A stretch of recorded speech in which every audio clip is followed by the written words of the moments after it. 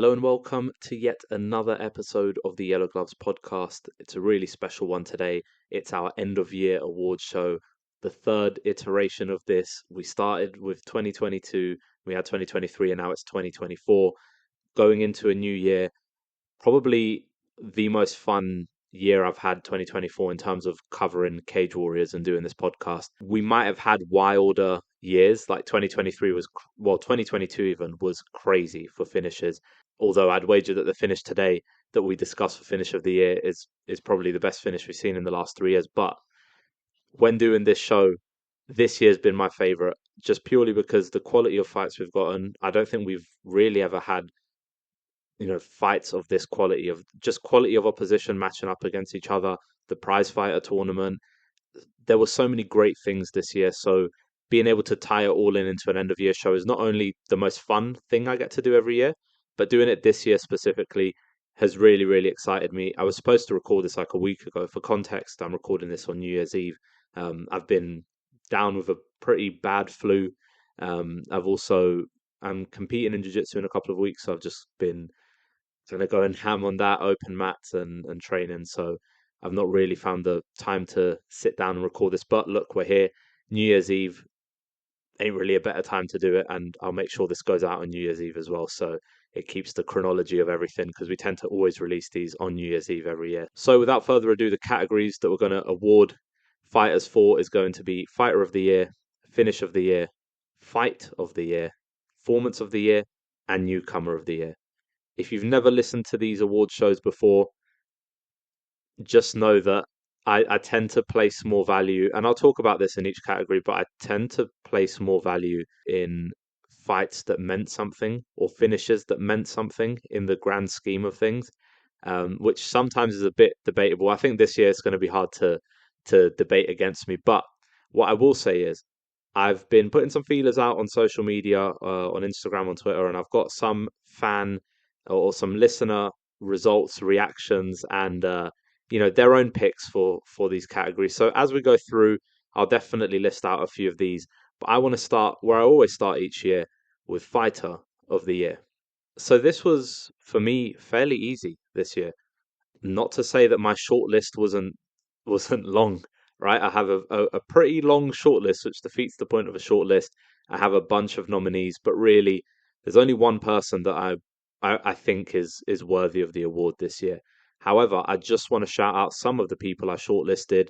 Liam Gittins, who a lot of people have forgotten about because of the fight cancellations, but his fight with Roberto Hernandez earlier in the year, tremendous, and he had a great year. Andy Clamp I've got in there as well. I know he dropped the belt, but being able to secure it in the first place after the life he's led and the career he's had. Same goes for James Webb, also in here. I've got both Emil Brown and Shirzad Kadrian in here as the prize fighter winners, part of the nominee list. Shirzad could have pushed my fighter of the year if he'd been able to get that title shot without the fight being cancelled multiple times. Probably Shirzad Kadrian, if he'd won that, would have dethroned my fighter of the year. I've got a few more rogue picks in here, like I've got Kennedy Freeman, who I thought had a tremendous year, and for me, is probably top three. Stefano Paterno, who was just knocking fools out and just super active. Same for James Power. Joanny Scott, I've got in here as well. Dimitri Gerlin. But there's one name that I haven't mentioned, and it should be painfully obvious by now. If you follow the show, look, even if you've been following since day one, you know how high I am on this guy. So it's with great honor and great happiness that I get to announce that the Yellow Gloves Fighter of the Year for 2024 is Harry Hardwick. And I don't think it's even contentious, guys. Like, what Harry Hardwick did in 2024 is just insane. Capturing the belt in May against Orlando Wilson Prince on short notice, knocking him out in round two. And then I think what really that kind of had Harry Hardwick up there for me anyways, because I really rate Orlando Wilson Prince. And it just feels like Harry's been slowly edging towards that title as the years go by. But being able to see him finally get that title was awesome. But then it was the fight in November against Caveni Lopez. Caveni Lopez was like 11 fights unbeaten, hadn't lost in many, many years. And, Harry was going into the fight. I wouldn't say Harry was an underdog, because it was in his own backyard. And certainly, people were picking against him and the lines were really close. But there was genuine fear that Harry would lose this fight. And I think that's fair to say for anyone who follows the sport. if you know Cavani Lopez is, you know how dangerous he is, and you know there were a few little moments where Harry was a little tentative in the first round, but my God, once he got a hold on Cavani Lopez on the feet, he just absolutely destroyed Cavani Lopez. If that doesn't get Harry to the UFC, I don't know what will. I mean, that's as emphatic as it gets against a guy who was 11-1 coming into the fight, just genuinely tremendous. I couldn't overlook Harry Hardwick, and it's pretty cool. In back-to-back years, we've seen the Hardwick Bros win this category as well. So, being able to say that Harry Hardwick is and I know this is just a podcast and not a lot of people listen, and the fighters probably don't give a shit, but being able to have Harry Hardwick as the Yellow Gloves Fighter of the Year is also massive for me. And Harry's been, has always shared the podcast, has always been super friendly about the podcast. So I'm very happy to be able to place him as my Fighter of the Year. I'm going to read out a few picks from other people as well. Jay Middle Scheme on Twitter picks Harry Hardwick as his Fighter of the Year. At Front Kicked on Twitter picks in order for each category, but we'll just read his fighter one. He has Stefano Paterno as his Fighter of the Year, Alessandro Giordano, and Sean Clancy Jr. I don't disagree with any of those. They were all in my short list as well. I think, like I said, I'm always going to value wins with serious meaning. And the fact that Harry fought twice in 2024, both of them, he managed to, in one of them, secure gold for the first time and then defend it. The quality of opposition that he did it against. I mean, that title defense against Cavani Lopez is probably one of the most high profile competitive title fights Cage Warriors have had in a long time, in my opinion. And yeah, to see him get over the line, that's why I picked Harry Hardwick. But I don't disagree with some of Victor's picks there. Just seeing if we've got any others. Yeah, so Erimus Sports on Twitter says James Power, which I don't disagree with. Also, at Tom Fit Finance on Twitter, also picking James Power. So a lot of James Power fans out there, and how can you blame them? But really happy to once again underline this category by saying Harry Hardwick is the 2024 Yellow Gloves Fighter of the Year. And now we'll segue into usually the most controversial part of this awards show, which is the finish of the year. As you'll all know, I group the knockouts and submissions together, which really pisses people off because people don't want to use their brains and don't want to use their balls and just make a pick. But I'm going to do that. And again, I'll preface this by saying, as I always do, I'm a grappling guy, so I'm probably always going to lean towards the submissions, but I'm not, it's never egregious, right? Like, it just so happens that the last few years, the submissions have been insane. And Harry Hardwick won it last year for his rear naked choke submission over Vitor Estevan back in July. This year, though, we've got a lot of finishes and a lot of great finishes. We'll just shout out some of the nominations, some of the nominees for me. I had Marius's flying knee on Joshua on Wardy in his debut. That was insane.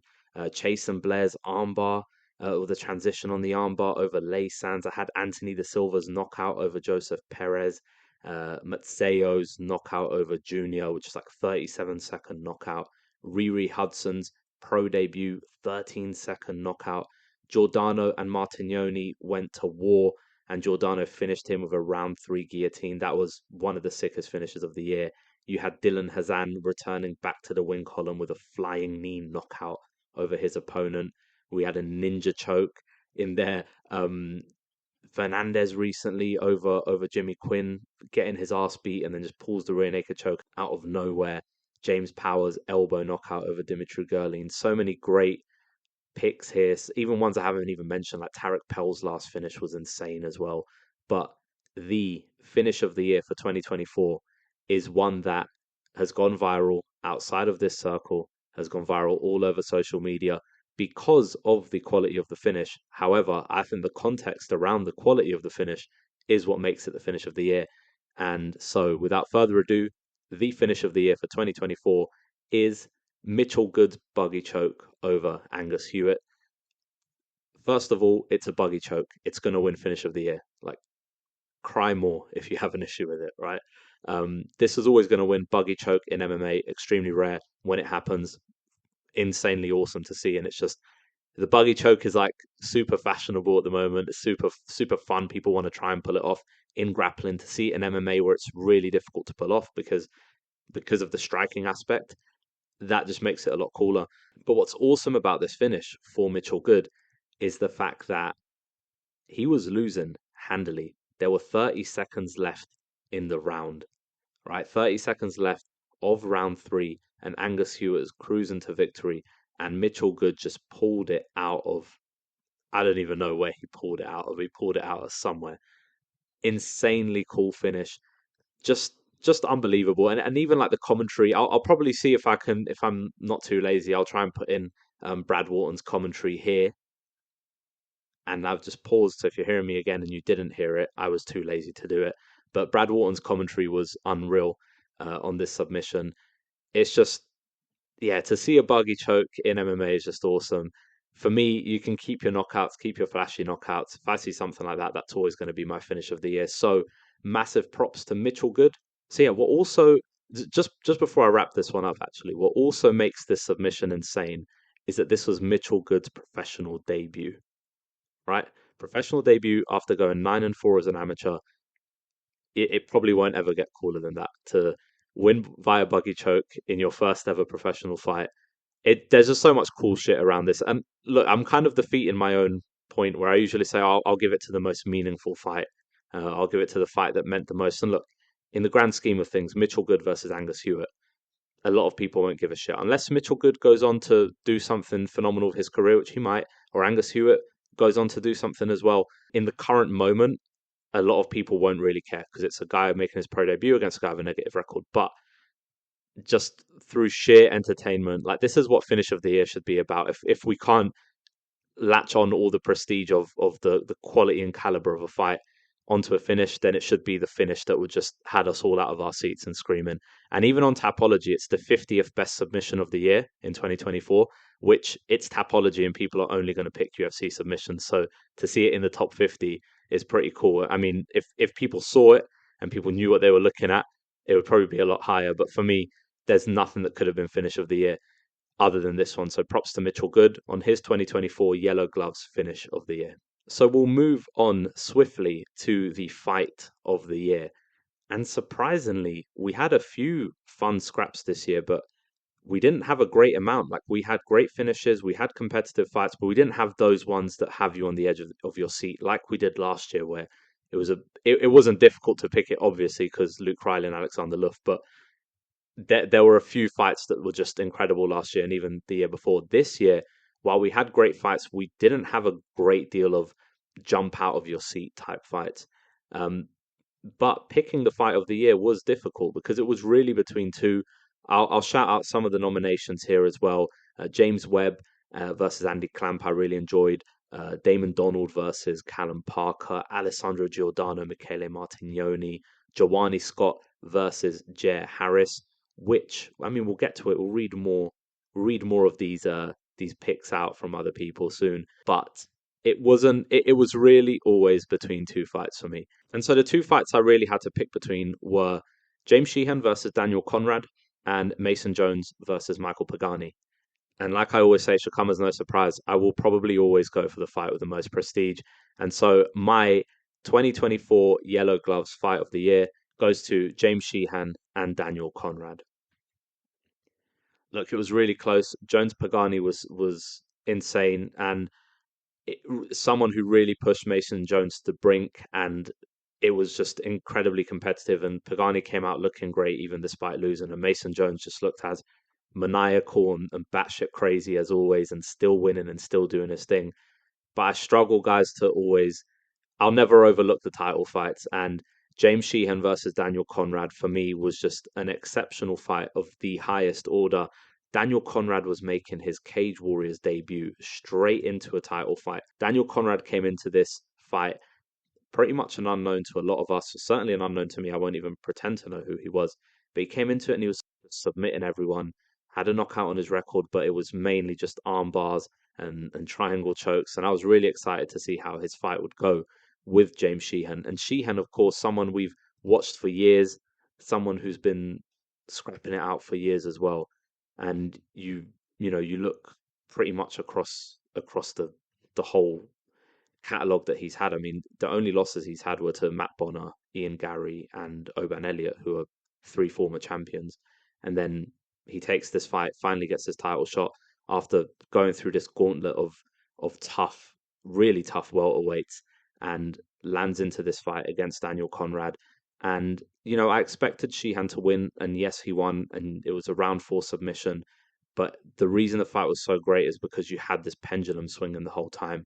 Daniel Conrad, through the first couple of rounds, just looked sensational. Someone who's just so fast paced, hits hard, great grappler. You had amazing grappling transitions in this fight. Both guys just beating each other from pillar to post.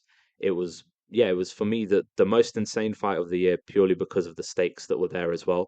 Purely because we didn't know who Daniel Conrad was. We knew who James Sheehan was. We've seen him grow through the organization. I mean, he's been fighting in Cage Warriors since what, 2019?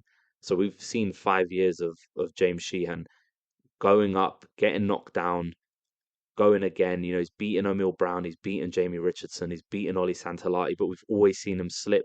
We saw him slip against Oban Elliott as well, who's no shame that he's now in the UFC. Ian Gary also in the UFC, and Gary on the cusp of title contention probably in the next 2 years, 2.5 years in the UFC. So I wouldn't be surprised if that happens. But it's beside the point. It's the fact that James Sheehan's been grinding for so long, and for Daniel Conrad as well, just being able to put that performance in that he put was really impressive. So it's it wasn't too tough to pick. Mason Jones and Pagani was fun and was entertaining, but it gave us exactly what we thought it was going to give us, as 15 minutes of insanity, which is great. But to see James Sheehan go close to beyond those 3 rounds basically, and getting to know who Daniel Conrad is, and then being really excited for his next fight, and then him, of course, winning. I think for me personally, it was a no-brainer really to pick this fight, and so we'll also look through some of the reactions online. Jay Middle Scheme on Twitter had his fight of the year as Sheehan versus Conrad as well. Frank Kicked on Twitter for his fight of the year had Jones versus Pagani, which is no surprise. See if we've got a few others here. Fight of the year, Eramis Sports picking Alessandro Giordano versus Sam Kelly, which awesome fight, and any fight Sam Kelly has is always a fun one. So no shock to see that in a few short lists as well. But yeah, props to both men, Daniel Conrad and James Sheehan, the 2024 Yellow Gloves Fight of the Year. We'll quickly segue to Newcomer of the Year, a category which always excites me every year, but I always have to stipulate that the Newcomer of the Year has to be someone who made their promotional debut in 2024. So it can't be someone who impressed us in 2023 or late 2023 and then came into 2024 and, you know, continued to impress. It has to be someone who debuted in 2024, which makes it a lot more fun to pick. And so it left me, I'll read out some of my nominees as well. I had Charles Joyner, and unfortunately, his most recent fight was not so entertaining, but I had him in there. Giovanni Fernandez as well for his comeback win. Burama Kamara for how hard he pushed in that prize fighter tournament. Pretty much, almost upsetting the cart towards the end as well. Damon Donald, amazing, fun prospect out of Scotland. Joe Fields and Jack Humphreys ran my number one pick very, very close. Daniel Conrad as well, who I just mentioned as one half of the fight of the year, in there for me as Newcomer of the Year for the fight he put up against James Sheehan, and then for his submission win over Aiden Lee later on in the year. He was very, very close. But with Newcomer of the Year, I always like to shine a light on someone that I think is going to go on to have an amazing career, and someone who I think is, when we look back at the pod a few years from now, it will make sense. And in the past, we've had someone like Kalen Loughran, for example, and we gave Kalen Loughran the award, and then within a year, Kalen was in the UFC, and he's winning some fights, he's losing some fights over there too. But the fact he's there and he's competing at a high level, there's a lot of pride in that pick. So without further ado, the Yellow Gloves 2024 Newcomer of the Year goes to Manuel Del Valle. So Manuel Del Valle is a Spanish fighter, a welterweight who had a really long, storied amateur career, 23 fight or 22 fight amateur career. Made his Cage Warriors debut this year, 2-0 as a pro, and gave us some exceptional performances and someone to root for and someone to just enjoy watching. In his Cage Warriors debut against Marius, he was getting handily beaten in the first round, but managed to just show insane grit, insane determination to stay in the fight, managed to turn the tides on the ground in round two, and got the retirement stoppage over Marius in between rounds. It was the most, in fact, it's one of the fights of the year as well. It's just a shame it was such a short fight, but that's one of the fights of the year.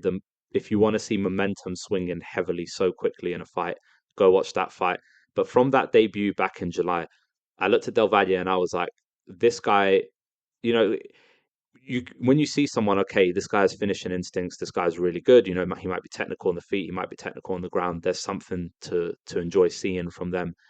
But seeing someone with incredible amount of toughness in these big spots in their careers, showing that toughness, showing that grit, and then pairing it with top finishing instincts, pairing it with the ability to stay in a fight and gut it out and find a win.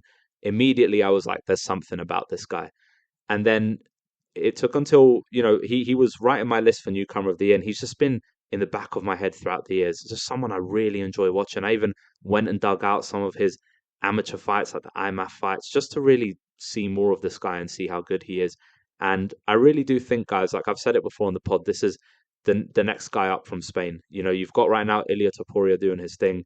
You've got Joel Alvarez doing his thing as well, and he's a surging contender at lightweight. But keep an eye on Manuel Del Valle because I think over the next 18 months, 2 years, he's going to do some really exceptional things. And I think he's going to be someone that people will fall in love with really quickly.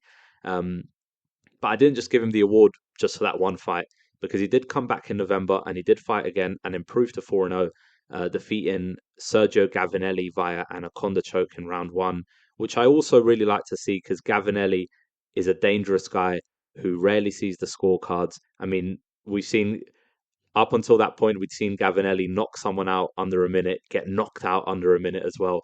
We've seen him submit people. We've seen him do some crazy things. So this was a real test for Del Valle and against a more experienced opponent.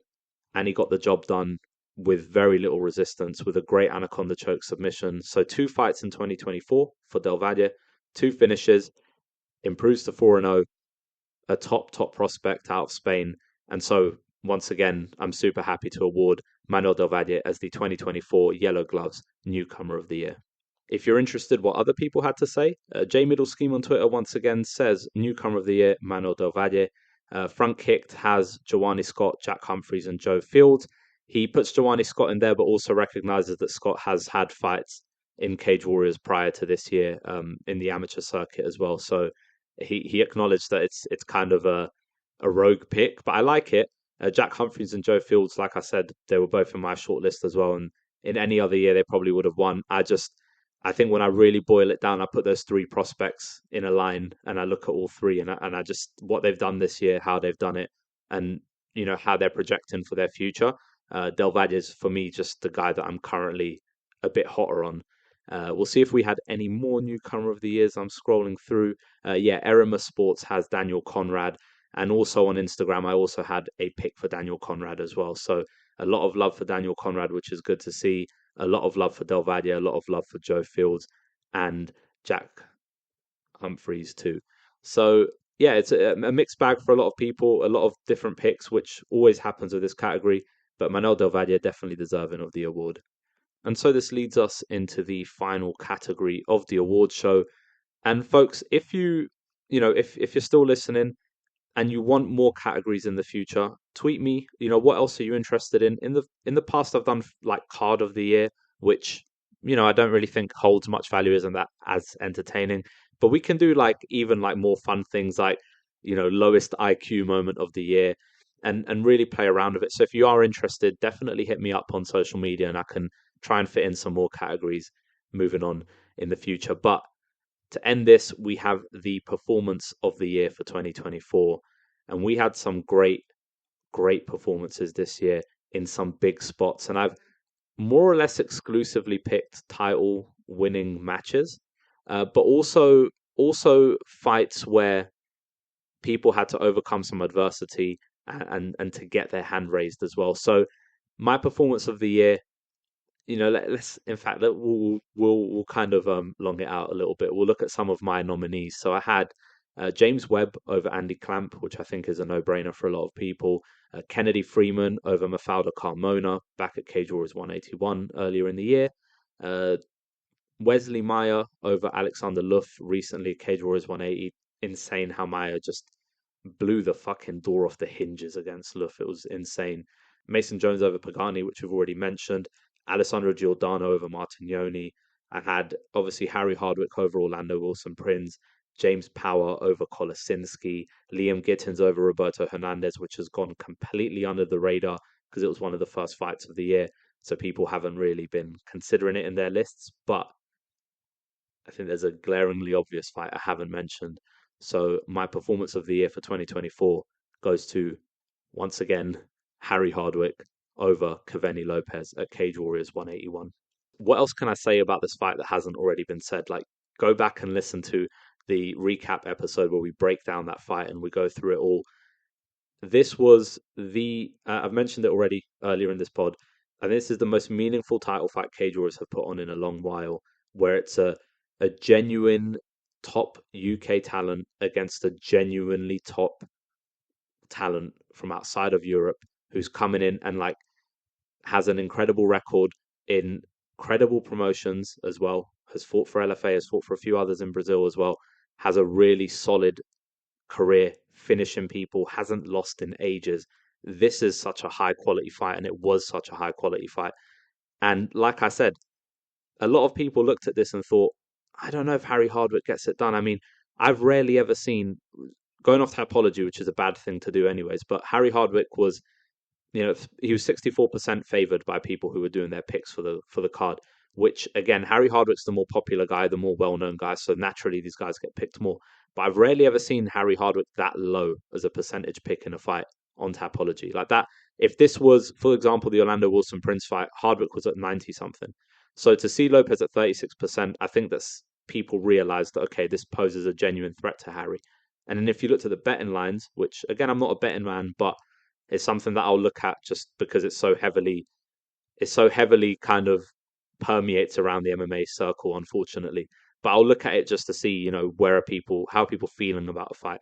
And it was quite close to even this fight in terms of betting odds. So Harry Hardwick comes into this perhaps the toughest fight, well, not perhaps the toughest fight of his career, his first title defense. He knows he's one away from the UFC. He knows that if he loses here, the UFC dream gets a bit smaller, potentially, right? But to come out and not only beat Cavani Lopez, but finish Cavani Lopez, and not even finish him, but dominate him and make him look lesser than Harry Hardwick. That's to me that to me is what's most impressive about what Harry did at Cage Warriors 181, because it wasn't just about retaining his belt. It wasn't just about finishing this guy. It was about handily beating a guy who hadn't lost in years and years and years. And Harry made it look easy. He made it look like they were two different caliber of fighters. And yes, look, Lopez had some moments in there, but the way that Harry just dismantled him and destroyed him, I try not to, and honestly, consciously, I will always try to. Okay, if I've given this guy Fighter of the Year, I'll probably won't give him performance because I want to shine a light on other people. I tried to do that this year, and I was sat there, I was writing out my list, and I couldn't stop thinking about Harry Hardwick versus Cavani Lopez, and I went back and watched the fight, and I was like, it would be so disingenuous to pick anything else just to shine a light on someone else. We can do that next year. We can do that throughout the year. Like no one shines a light on this organization and this part of the sport as much as I do with the podcast. So we're giving people their shine regardless. But Harry Hardwick, the 2024 Yellow Gloves Fighter of the Year, and the 2024 Yellow Gloves Performance of the Year with his victory over Cavani Lopez. And so that wraps up what was a really fun and exciting year. Like I mentioned, my favorite year covering Cage Warriors for this podcast. We saw titles switch hands. We saw the prize fighter tournament. Really excite. That card in London was just some of the most fun I've had covering MMA since I've been doing it. All the live stuff we were doing, the edits we were doing, all the threads on all the prize fighter profiles. That is the most fun I've had this year. And then some of the finishes, the buggy choke, these newcomers, like there are people making their pro debuts now. And it's been like this for a while in Europe, right? But people really having these long amateur careers and then coming in as a pro and just being ready and fighting to a high caliber and fighting at a high level. This was, yeah, I hate to keep repeating myself, but some of the most fun I've had. And look, could we have had more exciting, crazy fight of the years? Yeah, but really what we had was a year of competitive fights, of meaningful fights, of people really pushing each other in all aspects of MMA, on the ground, on the feet, in transition against the cage. It was really fun. And to know that we've got another year now of this, I don't plan on stopping what I'm doing. And yeah, it's only going to get more fun from here. I can't wait to see what 2025 has in store. But for everyone who's listened throughout the year, everyone who's supported the pod, everyone who's shared it, you've interacted with it, you've left feedback, you've reviewed it, you've given a 5-star rating, or even if you've given a 2-star rating or a 3-star rating, whatever you've given, I genuinely appreciate it. I appreciate the engagement, and I appreciate the podcast going as far and wide as it can, because it's really just a passion project. I don't make a single penny off of it. It's really, yeah, just a labor of love. So if you want to keep supporting the podcast, you know how to do it. I mention it enough times, but it wouldn't be an ending of an episode if I didn't kind of ramble about that. So yes, please, wherever you're listening to this on, you can like it on YouTube, you can leave a comment on YouTube, you can retweet it on Twitter, you can quote tweet it and talk about how cool the podcast is. You can go on Instagram, share it to your stories. If you're listening on Spotify, you're listening on iTunes, you're listening on the web, various ways to just give it a thumbs up or give it a 5-star rating. Thank you very, very much for listening. And I can't wait to see what 2025 has in store for Cage Warriors.